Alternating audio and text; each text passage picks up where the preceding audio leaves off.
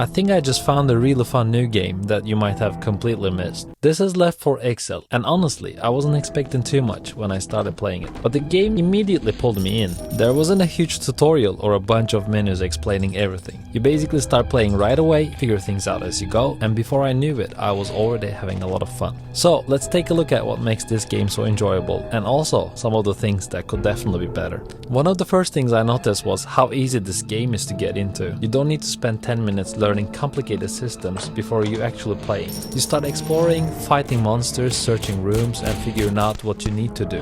And I really like the presentation. The music is nice, the artwork looks great, it gives the game a really distinct look, and everything feels quite polished visually.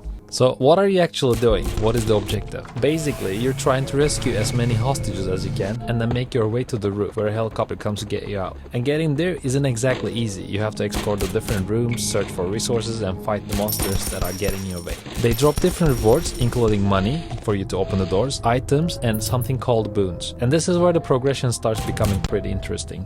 Boons are basically one of the main ways you become stronger during your runs. As you collect and upgrade them, your character becomes more powerful. And I really like that feeling of starting a chapter relatively weak and gradually building yourself up. You can also earn points to upgrade your boons passively, and there's another passive progression system that works somewhat like a skill tree. So even though the basic gameplay is very easy to understand, there's actually quite a bit of progression underneath it, and that gives you a reason to keep playing. You finish a chapter, get stronger, unlock more things, then you want to see what you can do in the next one.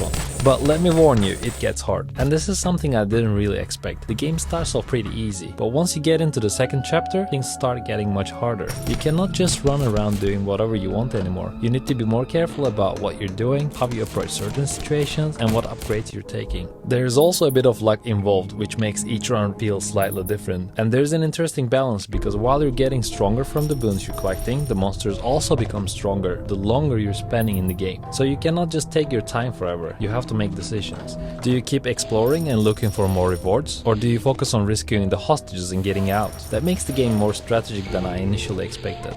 That being said, you don't have to work very hard to understand how you play it, but there's still enough progression and difficulty to make you want to continue. You finish one chapter and immediately think, okay, let's see what's in the next one. And then you want to unlock more upgrades, more boons, and more content. That definitely gave me the feeling of wanting to keep playing. And then there are these little mini challenges. I honestly wasn't expecting them. They just kind of show up as these little mini games, and I thought they were actually pretty funny. They are not necessarily the reason you're going to play this game, but they add some variety and break up from the normal gameplay. And because I wasn't expecting them at all, they were a nice little surprise. Now, obviously the game isn't perfect, and there are a couple of things that really annoyed me. For example, there are some locked doors where you have to watch an advertisement to get into, and there's a hostage in that room needs to be rescued. Normally, I don't mind ads too much in free mobile games, but some of these ads are really long. And the ads make you feel like you're missing out if you're not watching that ad and getting that extra reward. And then there's this monthly card that costs $30, and honestly, that's expensive, really expensive. So, while I really enjoyed the actual gameplay, the monetization is definitely something you need to be aware of.